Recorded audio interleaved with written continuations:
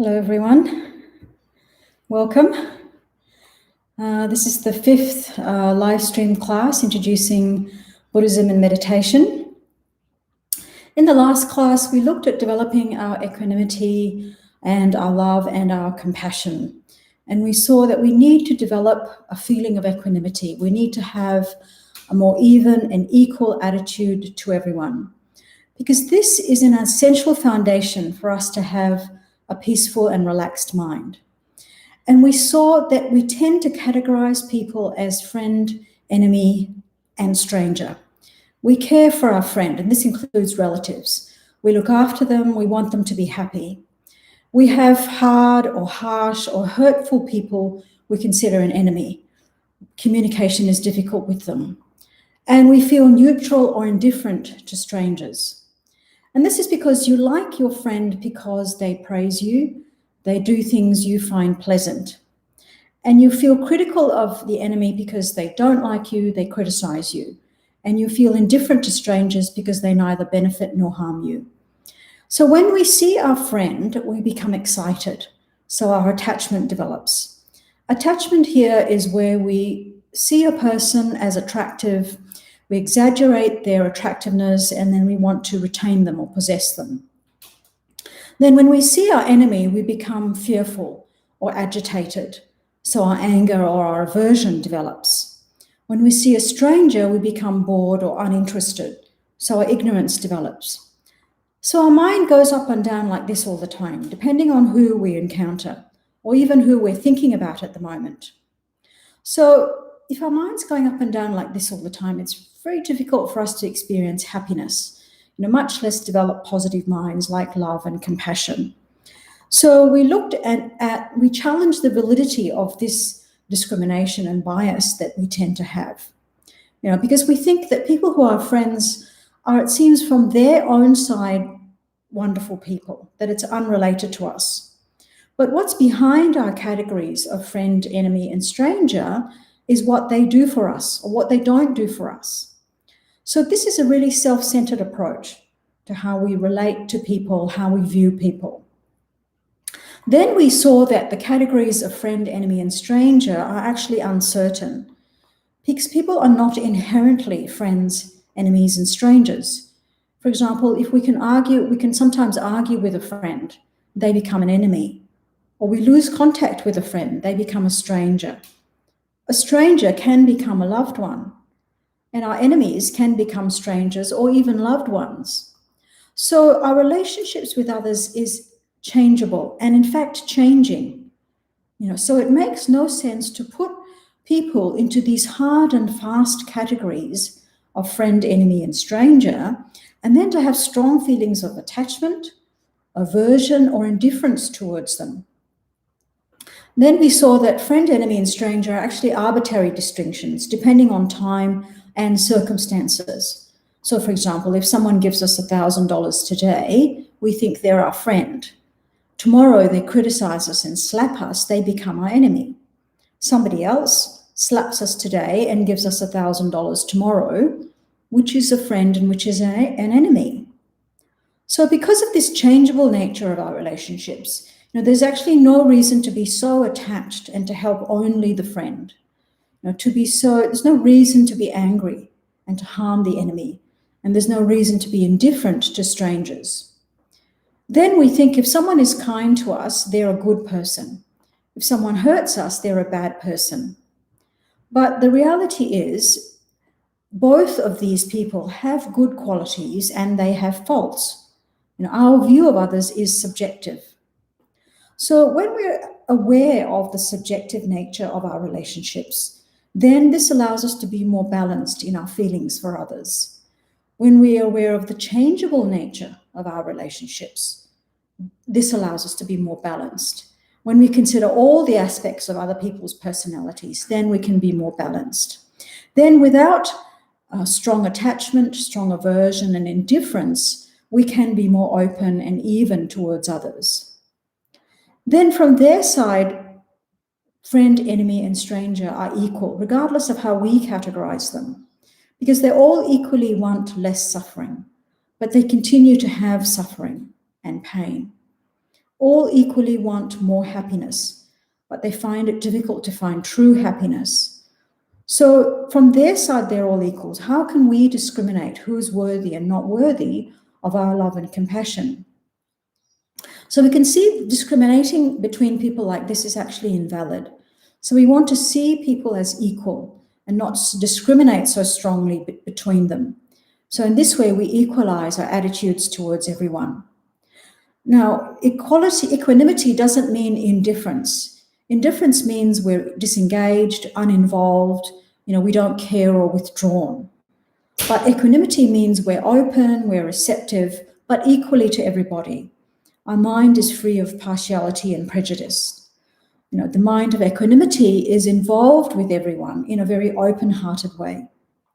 So when we can focus on having equanimity towards everyone, then our anger, our attachment, our ignorance start to decrease because we've made the objects of those emotions equal. And then this allows us to have a more peaceful and relaxed mind. So today I'd like to look at the 8 worldly concerns. The great meditator Shantideva said, although wishing to be rid of misery, they run towards misery itself. Although wishing to have happiness, like an enemy, they ignorantly destroy it. So we all want happiness, but frequently we fail to identify its true source. We all want to be free of suffering and frustration, but we don't correctly identify the source of our unhappiness. So although we wish to be free of misery, we run after it, all the while destroying the causes of happiness that we could have. So we need to understand what actually causes our suffering so we can eliminate all those activities and minds that create the causes contrary to our happiness. And there are 8 worldly concerns that prevent our happiness. So these are 4 pairs, and each pair involves an attachment and an aversion to a specific thing. So the 8 worldly concerns are, the first pair is taking delight in having money and material possessions, and being disappointed or upset or angry when we lose possessions or we don't get them. The second pair is feeling delighted when people praise us and approve of us and tell us how wonderful we are. And also feeling very upset and dejected when they criticize us and disapprove of us, even if they're telling the truth.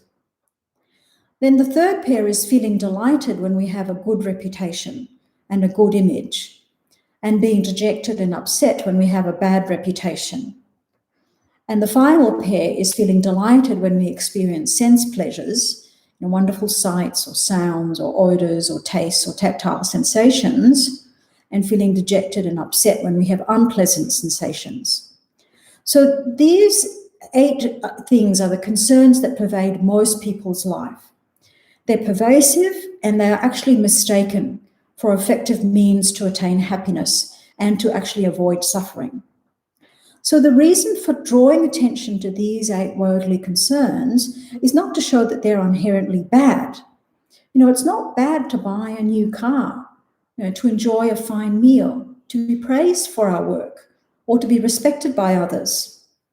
Rather, the reason for pointing them out is to reveal their essential transient nature and their ineffectiveness in bringing us lasting happiness. Because as long as the 8 worldly concerns are unconscious to us, they consciously drive our actions and cause us to perpetuate unhappiness for ourselves. But once we see through them, then we can start to release ourselves from them. So we needn't become so excited, at having wealth, praise, fame, and pleasure, or be depressed by loss, criticism, disrepute, or unpleasant sensations. So by retaining a feeling of equanimity towards these, then our minds become clear of the anxieties and frustrations of this life. So we can achieve some type of mental and emotional stability. And we're able to focus more on our personal development, on our spiritual development. So equanimity with these experiences doesn't mean feeling nothing. It doesn't mean we don't have happiness at having a pay rise, or feeling sad when a loved one dies. That doesn't mean suppressing feelings. Suppressing and feeling nothing is not healthy. What it means is not being disturbed by or upset, not being attached or repelled, not being overexcited or depressed or angry, not being uncomfortable with the experiences. And this allows us to respond in appropriate ways. For example, if we can calmly evaluate the praise or the criticism to see if it's correct, and see if it's something we can learn from it. It doesn't mean you abandon your possessions. This isn't necessarily the way to practice the path to a more enlightened mind. The important thing is to abandon attachment to these things. So abandon the 8 worldly concerns. So the 8 worldly concerns is actually a very good framework with which to look at our life and our motivations, to constantly check up why we're doing things, and if any of these 8 worldly concerns are involved in it. So the 8 worldly concerns are, first, being pleased when receiving wealth, and second, being displeased when losing wealth. So this is a worldly concern of wanting more money, more and more wealth, grasping for more and more possessions. So it's an attachment to material things. We like to possess stuff. We want more things. No matter how many clothes we have, we always want to go out and buy more clothes. No matter how many shoes we have, we want to go and get more. So we're very attached to getting money and material things. The material things in and of themselves are not the problem. There's nothing wrong with having things. It's the mind of attachment to them, the mind of clinging, that's the problem. Feeling, I have to have these things to be happy. I have to have these things to consider myself worthwhile, or to consider myself successful, or I have to have these things to face the world, to present myself to the world. We always want more, we always want better, no matter how much we have. Our whole economy is built around this. We're encouraged to have more stuff with all this advertising. We're encouraged to want more, to crave more, and to get attached to things. There's different things that we're all attached to. Our mind can get attached to anything and everything. So the second part of this worldly concern is having a grasping or an anxiety not to lose whatever wealth we already have. So it's an aversion to separating from the material things that we already have. We're encouraged to be very miserly. We don't want to give our things away or share them with others, to be very tight with all our stuff. Now look at how hard it is for us to give things away, to throw things out. We feel like we're losing something.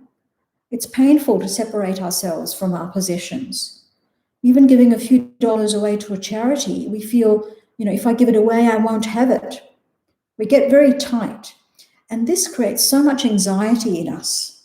And we see people stuck in this cycle where it completely dominates their perception of life. They're not satisfied with just making ends meet and having enough. People go after accumulating more and more. This fills their experience. It's not that we have to give away our material possessions. It's the attachment to them that's the problem. So, you can be completely broke and have very few material possessions, but have a lot of attachment to the little things you have. You can be rich and have a lot of things, but have no attachment to them. It all depends on your mind. So the idea isn't to give everything away. The objects aren't the problem. The problem is the attachment. So this is what we need to look at. Because what happens once we have the thing, after the initial satisfaction, the elation, it's then never enough. We have to have something else. So in actuality, the things don't deliver on their promise for happiness. So this is the first pair of worldly concerns, an unsatisfiable grasping for more and more, and an anxiety and a fear of losing what we already have. Then the next set of worldly concerns is being pleased when we're praised and being displeased when we're criticized or denigrated. So we want to be praised. We want people to say nice things about us. We want to hear praise, wanting to be praised. So this is attachment to praise. So we love to hear ourselves being complimented. You look so good, you're so talented, you're so kind, you're really creative. Whatever it is we want to be identified with, we love it when other people acknowledge it. We feed off the nice words about ourselves. If we don't get enough praise, sometimes we manipulate things in certain ways to make sure we get the praise we want to hear. We sort of criticize ourselves, in an attempt to get somebody to say, no, you're not like that, you're so good. So this is, wanting to be praised.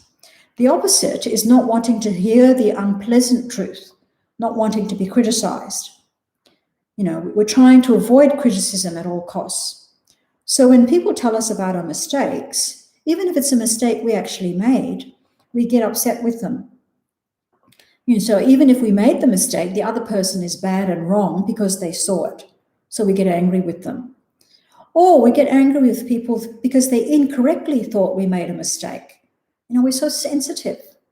We don't want to hear one slight word that might indicate that we're not perfect. But the reality is we're always going to hear some pleasant things and some unpleasant things. Sometimes we're praised, sometimes we're criticized. But if we're really affected by praise or criticism, if we get really excited when someone says nice things to us, and we get really depressed when someone says something unpleasant to us, then we've got no mental control at all. We're just victims of other people's views and opinions. So what underlies this is we don't have the ability to evaluate ourselves. We don't look at our own behavior and evaluate ourselves with a clear mind. So because of this, we get so attached to hearing nice words about ourselves from others. So if we don't evaluate ourselves with a clear mind and see, what our good qualities are and what, are our shortcomings that we need to improve on, then we go through life with a feeling of being not worthwhile. We have low self-esteem because we don't believe in ourselves. So we can't look at our own behavior and our own mind and recognize what our own talents are. We need other people's praises and kind words to build up our own confidence. We need other people to tell us what those things are. If other people tell us we have these good qualities, then we must have them. But if other people tell us we made a mistake, then we must be awful. So we completely believe what other people say about us. That's why we get so upset when they tell us unpleasant things. If we didn't really believe what they said about us, why would we get upset with them? If we had the ability to evaluate ourselves correctly, then why get upset if somebody else sees a fault that we know we have? We know we have it. What's wrong with admitting we have it? We get so upset because we don't do that kind of internal evaluation to look at our qualities, to look at our weaknesses. So similarly, if someone blames us for something we didn't do, we get upset and belligerent. Why be upset if we didn't do it? Again, if we were able to look at ourselves and we know our own reality, if somebody's accusing us of something that isn't our problem, then why would we be upset about it? We get upset only because we're attached to what people say, to what other people think. And it's only because we're out of touch with ourselves that we completely give all the power to other people's words. So what's the real antidote to this attachment to praise and aversion to blame? So what we need to do at the end of each day, we look at the day and see what went well and what needs to be improved. Look at our own lives in a very honest way, without being overly critical, without our judgmental mind, and also without our conceited, arrogant mind. But just look, what went well today? What did I do well? And feel happy about it. Not to get too conceited, but to rejoice and acknowledge the good actions we did, or the positive minds that we had, or the good job that we did at work. On the other hand, when we made a mistake, let's acknowledge it. It's not so bad. It's not a catastrophe. It can be purified. It can be amended in some way. So if we can do that, then we're not giving the power of our self-respect and self-confidence to other people. We're going to keep it for ourselves because we can look at ourselves accurately. This will solve a whole lot of problems for us. If we constantly rely on what other people say about us and think it's true, we're going to get really confused, because sometimes we can get completely opposite feedback from different people. sometimes in a really short period of time. So, for example, one person says we're generous because we gave them something, but another person says we're really miserly because we didn't give them something that they wanted. So this just points out how other people's opinions of us are simply that, opinions. Whether we've done something well or not, only we can determine that. If we were to completely believe whatever anybody else said, we'd be totally confused. We wouldn't know who we were anymore. If we don't look at ourselves and evaluate ourselves, we can't be in touch. And we'll have all this attachment and aversion depending on what other people say. But if we can look at ourselves, then if somebody comes along and tells us we made this mistake, we can check up and see if it's correct or not. So what if we made a mistake? What's so wrong about admitting our mistakes? We're not enlightened yet. We're still on the path. So of course we're going to make mistakes. We just need to recognize them, purify them, make amends, and move on. We cannot possibly please everyone. It's just not possible. Our teacher, Geshe Loden, used to say, even the Dalai Lama cannot please everyone. The communist Chinese government is constantly criticizing him. So we need to know in ourselves when we do something positive and when we do something negative. Then the next group of 2 of the 8 worldly concerns is being pleased at having a good reputation and being displeased at having a bad reputation or being in disrepute. So this is a grasping for fame and reputation. We're attached to a good reputation and we have aversion for a bad one. This pair is slightly different from praise and blame. Praise and blame, the previous pair, refer to the nice, ego-pleasing, pleasant words that are said directly to us. Reputation here refers to the opinion that a large group of people has of us. For example, whatever field of work we're in, we want everybody in our field to think that we're good. We want to be known as competent, reliable, talented, marvelous. Whatever it is, our career, our hobbies, we're all attached to having a good reputation in that field. Again, the problem lies not with the reputation, but with our attachment to the reputation. We want everybody in the group to know how good we are. We want to have a good reputation in our family. We want the family to know we're successful. We often want to prove ourselves to our family. Then we're also anxious about losing whatever reputation or fame or position or influence that we currently have. So when we hear that people are talking behind our backs and spreading bad rumors about us, we get so upset. We think, this is my reputation. They're all criticizing me. Nobody will respect me. We see the kind of turmoil that attachment to reputation creates in our life. We have this image that we want to create in the public eye. Especially when we meet new people, we try and package ourselves and sell ourselves almost. This is my personality. This is what you're supposed to think of me. So we're very attached to this kind of reputation. Then if the person's really blasé about our qualities, if they're bored by our explanations or they cut us off, we feel very offended. And then we're completely uninterested in what they have to say. We can't listen to them because we're too busy creating our own good reputation. So this set of worldly concerns is grasping to be more and more popular and grasping not to lose the popularity and influence that we currently have. So this makes us the slaves of the opinions of others. So our whole life is spent trying to win approval and not be disapproved of. We try to win more and more popularity, more reputation. We're so fearful of losing our status, our position that we have. And this is what drives us, and we can see how this can make us so tense and so unhappy.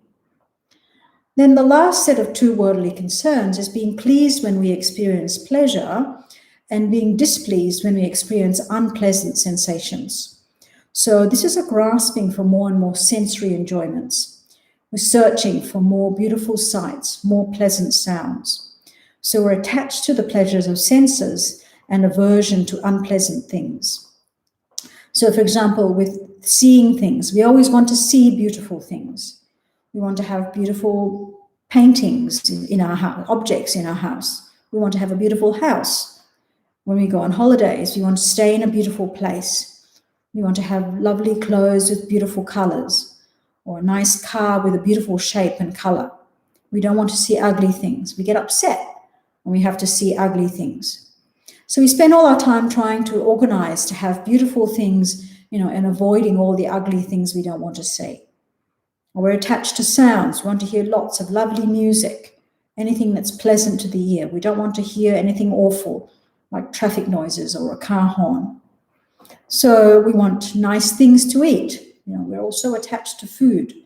We want delicious things to eat all the time. And we have an aversion to eating things that are not delicious. So this set of worldly concerns is a grasping for better and better sensory enjoyments and an anxiety about losing the level of sensory pleasures we have at the moment. And we have spent so much effort looking for them, looking after them, and then having to protect them because we're so afraid of losing them. The problem with these sense pleasures is they're so temporary. We have to keep getting more and more and newer sense pleasures all the time. And this is so exhausting. So the problem with being concerned with these 8 worldly things, is we realize we've been trying to find happiness in the wrong places. All our efforts to acquire more and more material gain, status, praise, and fame, actually futile, and actually they can lead to more unhappiness than when we started. We could get depressed if we can't get these things, or we find someone to blame for our lack of success. And this can lead to conflict and turmoil with the people around us. So we find that being dedicated to the 8 worldly concerns actually holds no promise of giving us lasting satisfaction. And in fact, it guarantees for us to be discontented and frustrated. Then another problem with these 8 worldly concerns is we're wasting our time. We can be using our life, our time, to develop our internal peace, our loving kindness, our generosity, our patience, compassion, and wisdom. These are what are actually the causes of happiness for us. But instead of using our time to develop these qualities, we use our time to get things, to make sure we're getting enough praise, to protecting our reputation, looking for more and more nice things to eat, to see, or to hear. We waste our time on all these temporary things, also by seeking all these things that we like or running away from the things we don't like. This is what makes us create negative actions.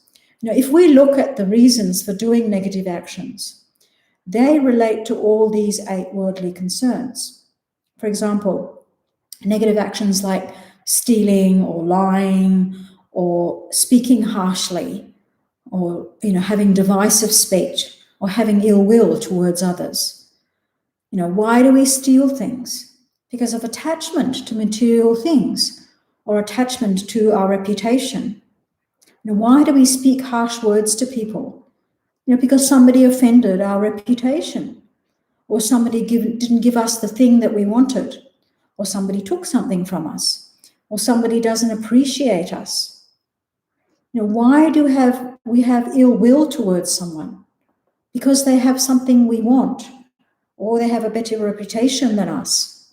So underneath our negative actions is obsession with the 8 worldly concerns.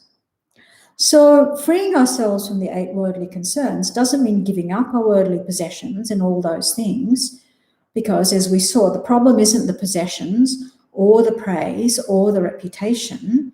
The problem is the attachment to these things.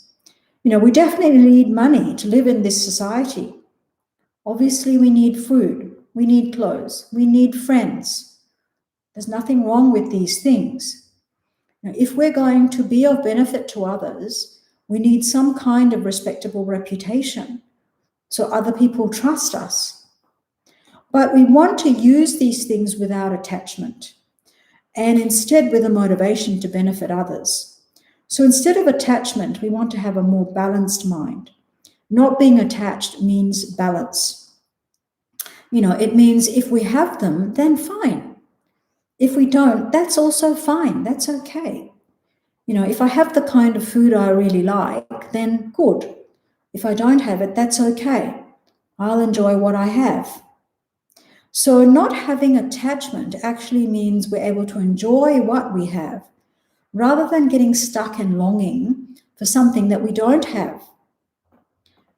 It's not having to give everything up, but more transforming our attitude in how we relate to things. And then that's what makes our mind more peaceful. So, for example, with people, we have more balance in our relationship with people. So if we're with the people we get along with very well, then great. We enjoy them, we appreciate them. If we're not with them, that's also fine. The difficulty is with the attachment. When we're with the people we like, we feel fantastic. And then when we separate from them, instead of being able to enjoy the other people we're with, what happens? Our mind is stuck somewhere else, dreaming about somebody else who's no longer in our present reality at this moment. So what happens? We completely miss out on the beauty of the people we are with because we're so busy fantasizing about other people. So not being attached to friends and relatives is not being uninvolved. It's just being more balanced in the way that we relate to them. Appreciating them, but recognizing that we can't always be with the people we like the most. And that frees our mind, much more to enjoy the people we're actually with. If you look at the Dalai Lama when he's meeting people, you can see he's completely with them. He's completely focused on that person at that time. You can see he's enjoying their company at that time. People love him for it. It makes them feel so happy. So a healthy approach to the 8 worldly concerns is not abandoning your possessions or failing to enjoy a new car or a great meal or being praised for your work. The alternative is having a degree of equanimity towards the concerns so we don't become so excited, at having wealth or praise or reputation or pleasure, or feeling so down by loss, by criticism, by disrepute or unpleasant sensations. So this is actually a more realistic view of the limitations and the benefits of worldly concerns. So with this wisdom then, your mind is much freer from the anxieties and frustrations in this life. Many people wonder why when they start meditating, they are so unsettled. A compulsion about the 8 worldly concerns is what limits your ability to settle. Because as long as we're completely controlled by the 8 worldly concerns, we can't settle our minds. It's very difficult to find peace and tranquility. But as you have more equanimity and you're not so driven by the 8 worldly concerns, then you become calmer. There's greater space for personal and spiritual development. With equanimity, you're less disturbed or upset, less overexcited, less depressed, less angry. And this allows us to respond in appropriate ways. For example, we can calmly evaluate the praise or the criticism, and see if it's correct or if there's something we can learn from it. In this time of the coronavirus, many people have come to see there's actually is a state that's not the 8 worldly concerns. And this period, that we've been through of the coronavirus, of being in lockdown, has been an opportunity to understand that state, that it's more about being than doing. Rather than being driven by reputation or profit, or seeking new pleasures. The alternative, it's less about ego and more about the quality of our life, the quality of your actions, the quality of your relationships, the sort of person you are. When you take the 8 worldly concerns away, these are the things that are left. And this time of the coronavirus has actually been an opportunity to get out of the cycle of pursuing the 8 worldly concerns. And it's about the quality of finding happiness in the moment, recognizing that happiness comes from within us rather than pursuing it in external things. So as we come to recognize the 8 worldly concerns more and more clearly, it naturally leads us to seeking alternatives. And this search might lead us to more development of ourselves and to spiritual practice. And it begins with the fundamental transformation of our thinking. And as a result of that, our way of life. So trying to avoid unwholesome behavior and activities, engaging in those, activities that are wholesome. So the foundation, of this transformation is trying to avoid doing harm to others. Whether we're alone or whether we're with others, we need to try to avoid doing harm, either directly with our words and our actions, or indirectly with our thoughts and with our intentions. So, the initial theme of personal development or spiritual practice, and particularly Buddhist practice, is having a non-violent approach to our own lives, to other people, and also to our environment. And this is a foundation for spiritual practice. And this is how we provide well-being for ourselves as well as for others. So on this basis of non-violence, we can look for ways to help others, keeping in mind that any work will be altruistic if our motivation is one of kindness, of warmth, of friendliness towards everybody else. Okay, so we'll stop there and do the meditation. The meditation that I'd like to do for today is called the Rainbow Body Meditation. And so it's a visualization meditation. So we'll do that now. So sit in the meditation position, whether you're sitting cross-legged on the floor or whether you're sitting on a chair. The main thing is to keep your back upright with your spine straight. Put your right hand over your left with the thumbs just touching and then resting in your lap. Your mouth is closed and your jaw is relaxed. Rest the tip of your tongue at the back of your top teeth. Your head is fairly straight, just slightly bent forward. Your eyes are half closed and gazing down unfocused. If that's too hard, you can close your eyes. We begin with generating a positive intention for our motivation. We can think, I wish for happiness and to be free of suffering. Everyone else has this same wish for themselves. So I meditate now to achieve freedom from suffering and to have happiness, so that I'm then able to help everybody else attain this state of freedom from suffering and having all happiness.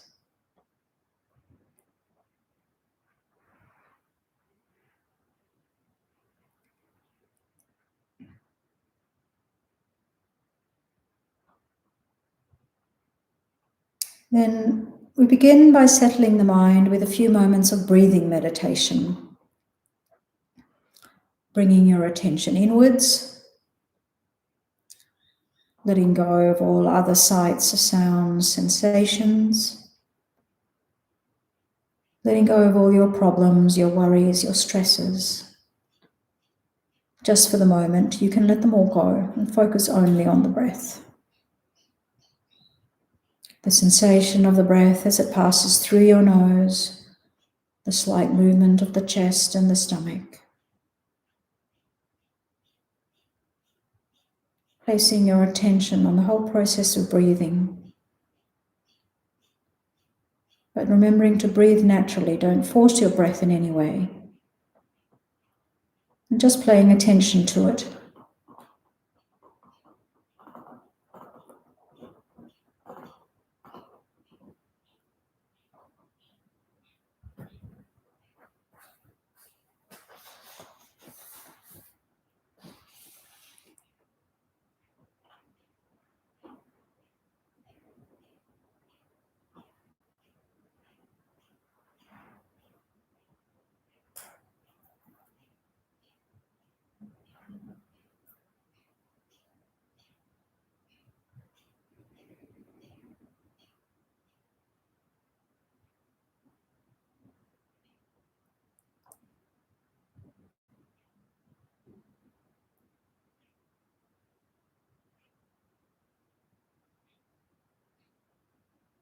To try and keep your concentration, you can count your breath.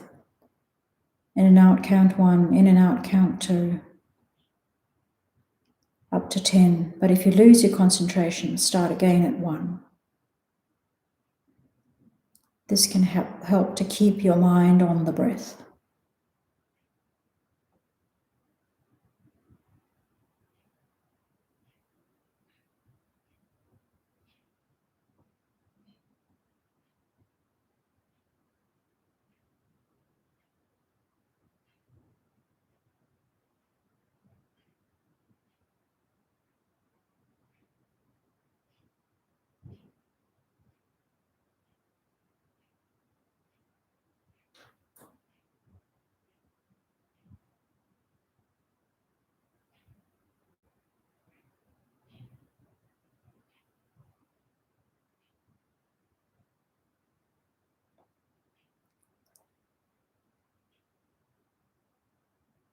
If you lose your concentration, your mind wanders off. Be aware of the distraction. See where your mind has gone to. Gently let go of the distraction and come back again to the breath.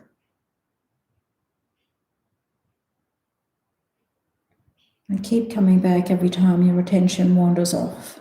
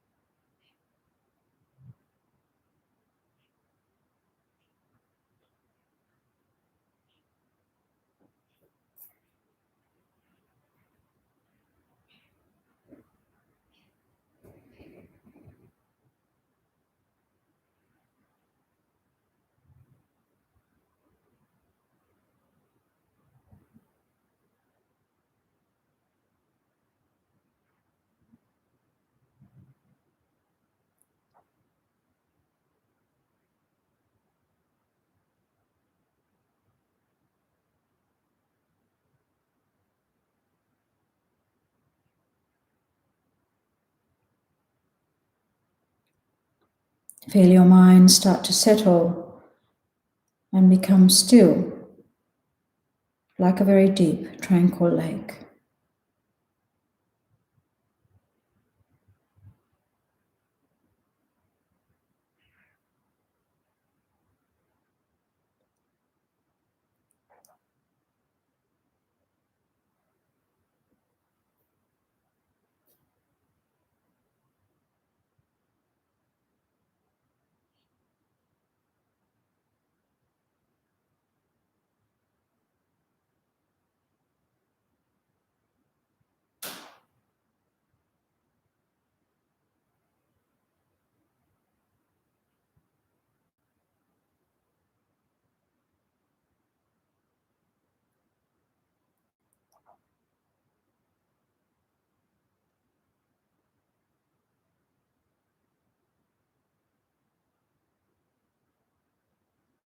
Then we do the rainbow body meditation. So visualize at the crown of your head is a rainbow-colored drop of light. A drop of light which is a combination of white, yellow, red, green, and blue.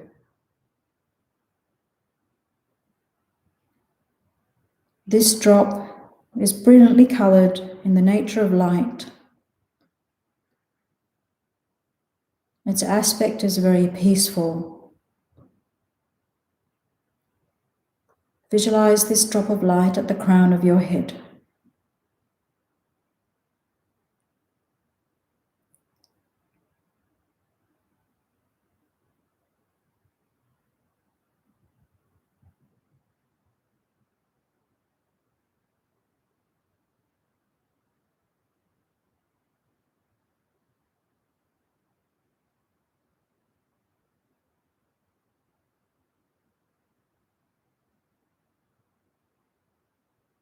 Then visualize that light emanates from this colored drop at the crown of your head.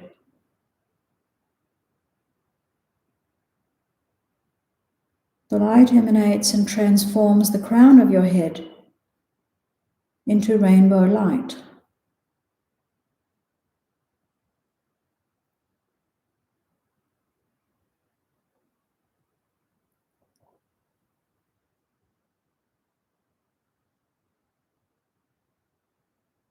So now your whole crown area is light-natured, the colors of the rainbow.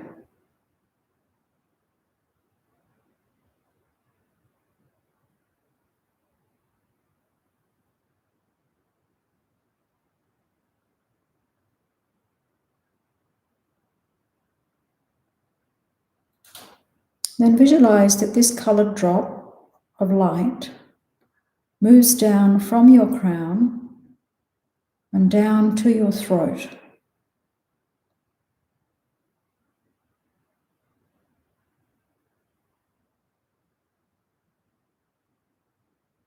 The light emanates from this colored drop and transforms the area of your throat into rainbow light.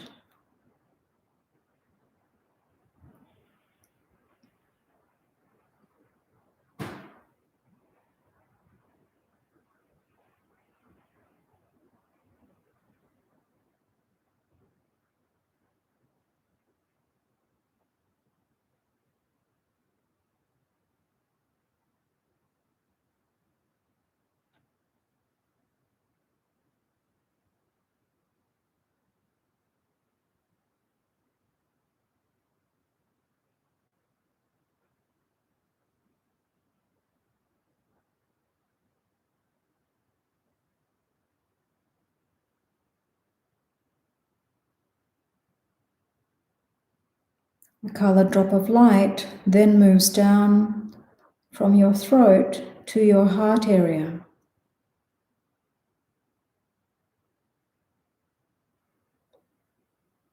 It transforms your heart area into radiant rainbow light.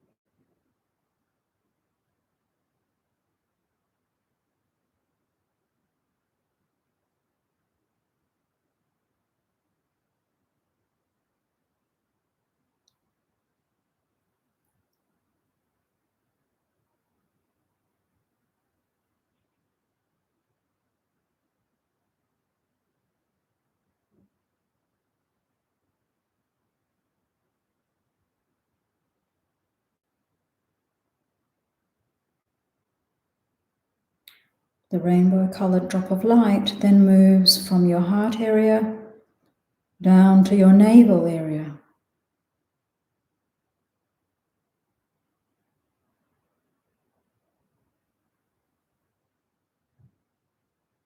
Light rays emanate from the drop, transform your navel area into radiant rainbow light.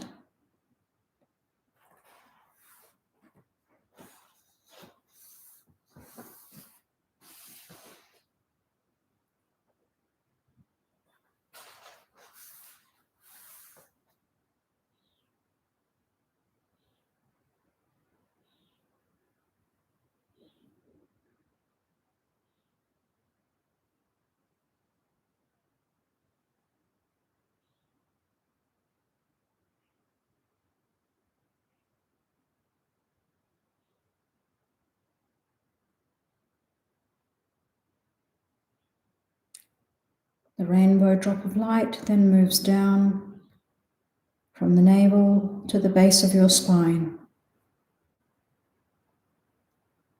radiates light and transforms that area at the base of your spine into radiant rainbow light.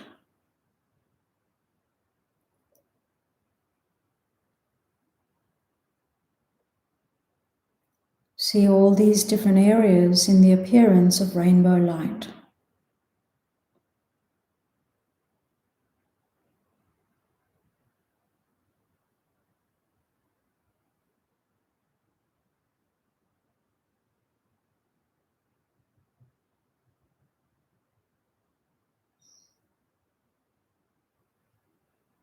Rainbow light then emanates from each of those areas and then transforms your whole body into rainbow light, from the top of your head down to the ends of your toes.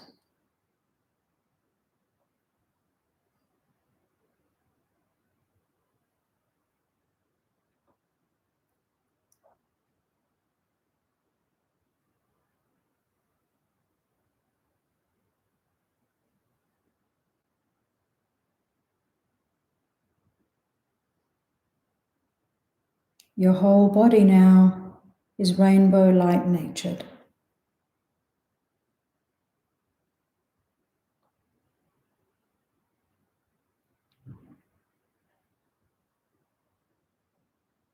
Clear and bright, light, without any heaviness.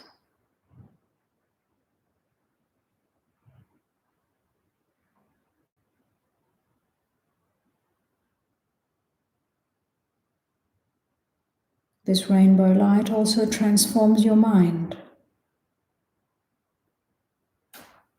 with its calm and peaceful aspect.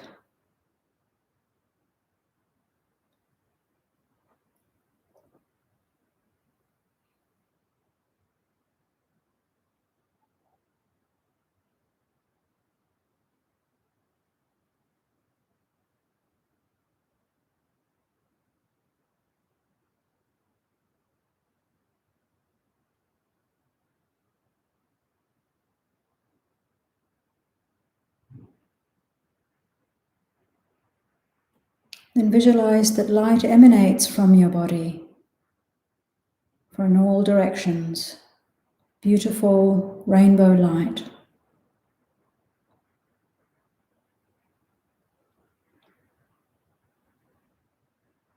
The light extends out from your body and transforms the room that you're in, so that your environment transforms into rainbow light.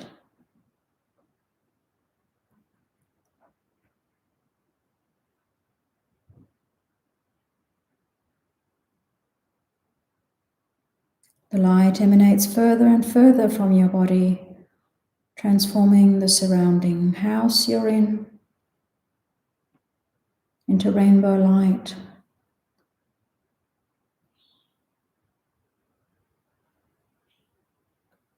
The garden extending further to transform the streets, the buildings, all the people in the streets and the buildings, the animals, into rainbow light.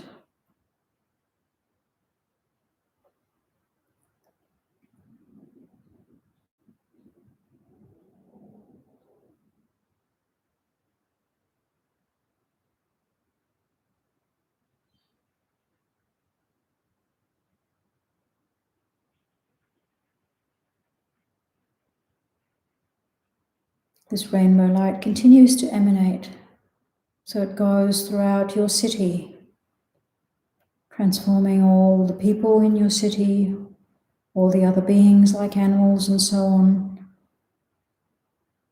The buildings, the environment, all transform into rainbow light.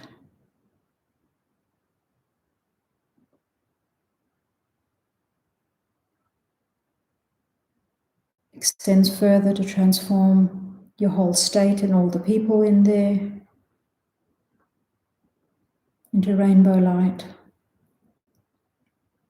Extending further, transform everyone in this country into rainbow light. all the environment into rainbow light.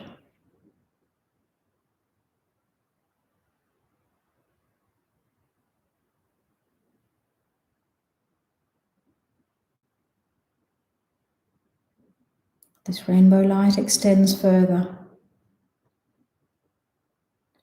to all other countries, all other people.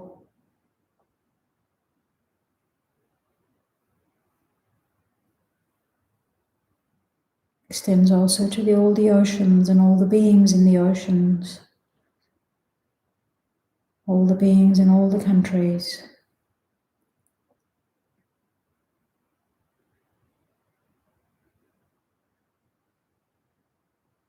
And finally visualize this whole earth, and all the beings in this earth are transformed into rainbow light.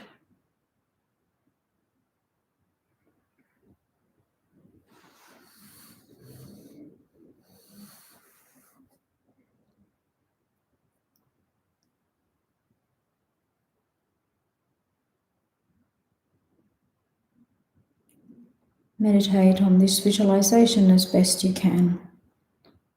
If you lose your concentration, then re-establish the visualization again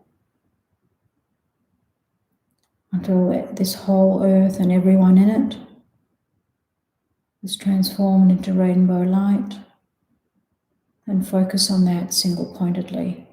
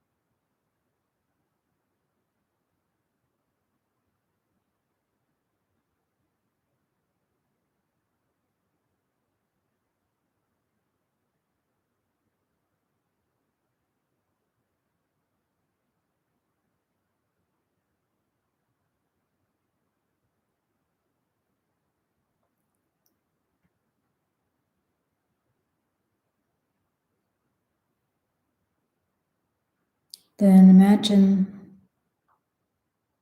that the rainbow light, natured earth, and all the beings in it collect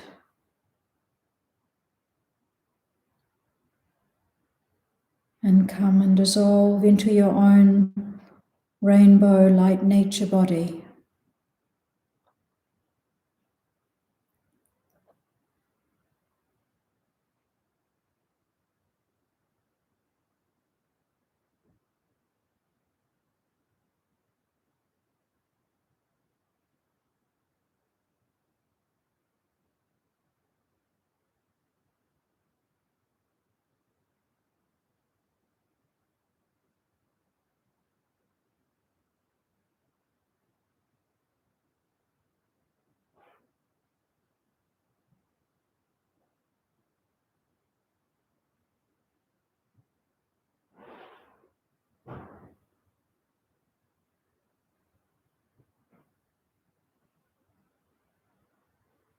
Then visualize that your rainbow body collects from your feet upwards, step by step,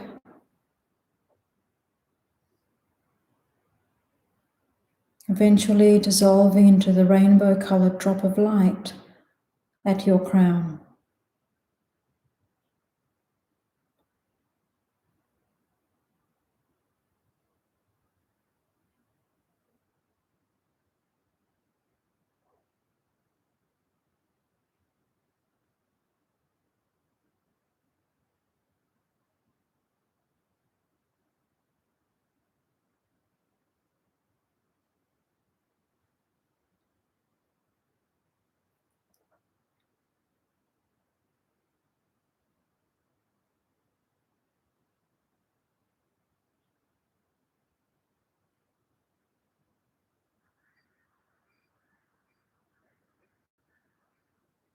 All that's left now is this small rainbow-colored drop of light.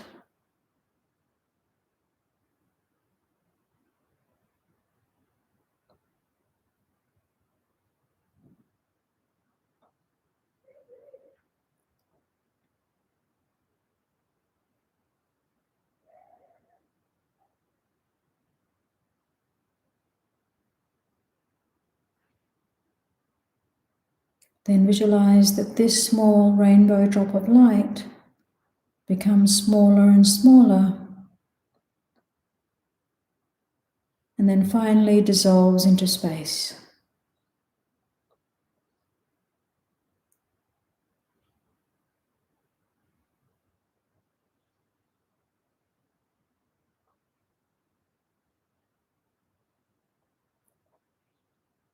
Meditate on this feeling of spaciousness.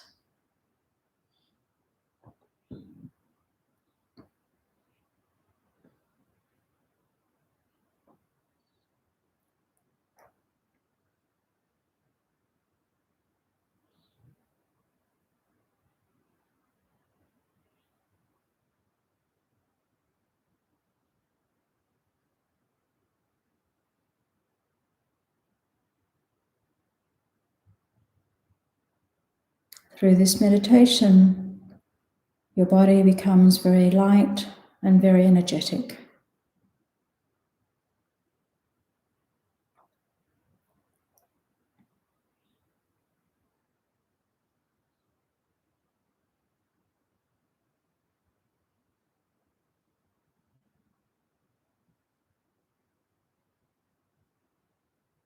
And finally, think whatever feeling of peace and tranquility you've generated through this meditation,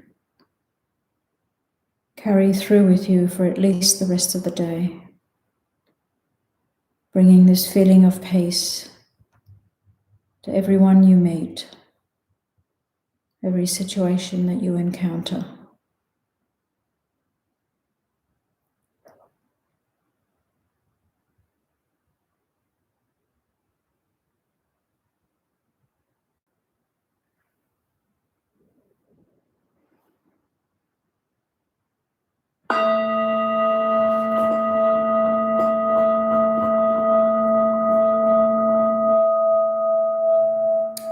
Okay, so try and do for your meditation, for your daily meditation, spend some time doing this rainbow body meditation.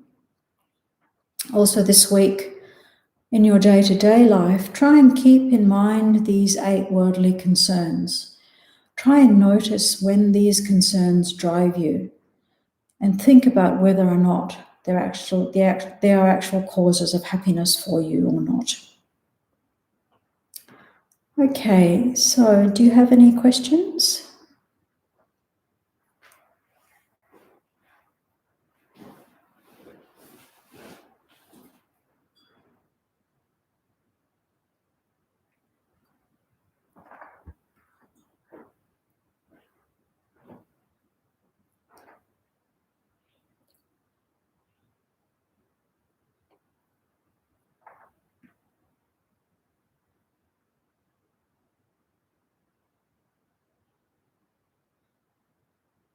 Thanks, Nicola. Nice to hear from you. Thanks, Chris. I'm glad you enjoyed it.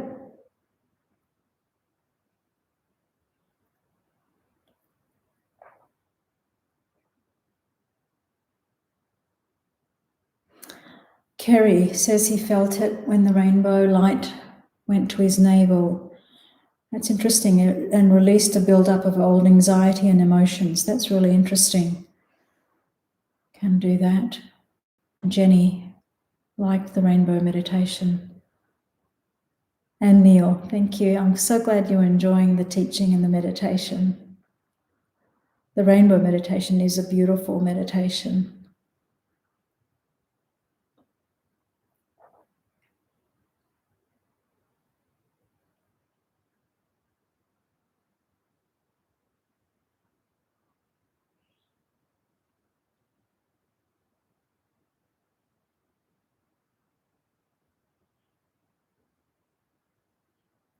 Maria found it very relaxing. Thank you. I'm so happy.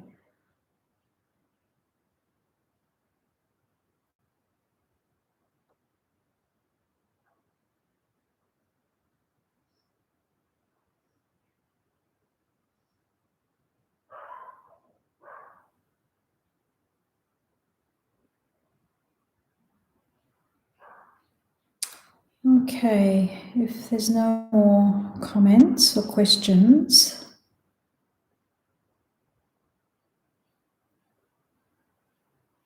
we'll leave it there for today. Thanks for all your attention, and I'll leave this on for a little bit more for those who are